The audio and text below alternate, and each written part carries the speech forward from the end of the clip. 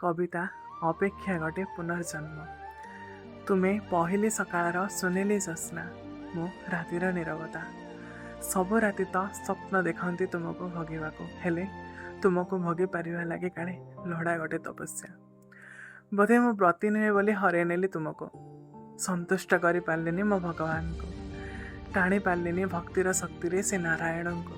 हाँ बोधे सेथिलागी ए जन्म मु पाई पारलिनी तुमको। तथापि जदि केबे किए ए दशंधि लगे मत मो इतिहास लिखा दिए, मु तली थिबा अधागढ़ा मंदिर रे ए जावत पूजा पाउथवा देवीटिए तुमे। एबे भी मंदिर बेड़े तुम अपेक्षा कहीं जड़े सबुदिन बसी रहे, काले तुम्हें फेर बोली, मंदिर अगणारे मो साथे बसियो बोली।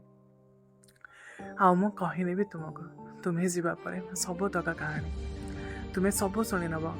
एबे तो बड़का जीवन हेतक अपेक्षा केवल तुमर मोर भेट, काले से लगे लड़ा हाउ गटे जन्म।